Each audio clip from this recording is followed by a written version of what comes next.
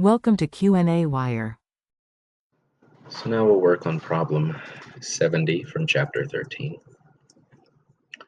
In this problem, we're told that we have a certain number of moles of isopropanol dissolved in a certain number of moles of water, and we need to calculate mole fraction, mass percent, and molality.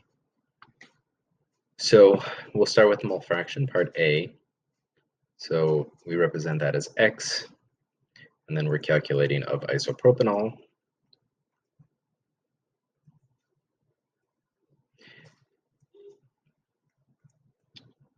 So we're told that we have 0.35 moles of isopropanol, and so we will of course want to divide that value by the total number of moles, which is 0.35, plus the moles of water, which is 0.85 moles. And so when we do this division here, we get a value of 0.29, and mole fraction is of course unitless because all of the moles cancel out.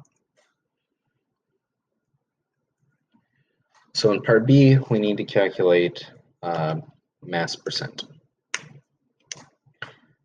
So to calculate mass percent, we need to calculate the mass of each constituent. So mass of isopropanol is just going to be the moles that were given times its molar mass.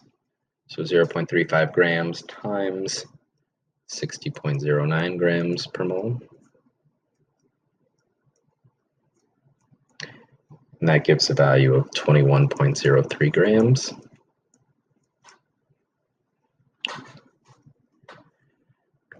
If we calculate the mass of water, it's the same process.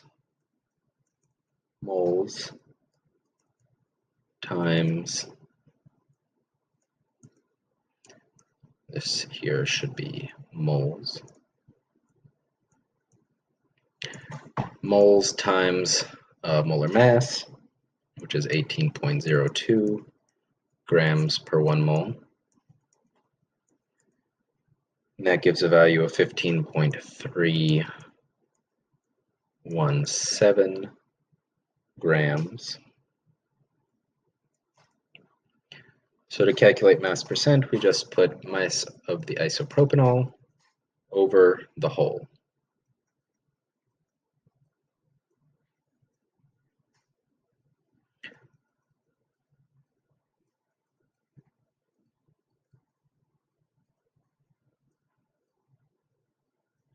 And we multiply by 100 because we're calculating in a percent. And the value that we get is 58%. And this is the percent mass of isopropanol.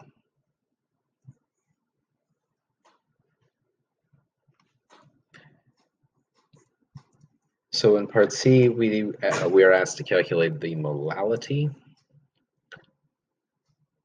So we just need to combine from our first two parts. So molality is moles of solute. So we're given that in the problem, 0.35 moles of isopropanol, divided by the kilograms of solvent. So we calculated here 15.317 grams.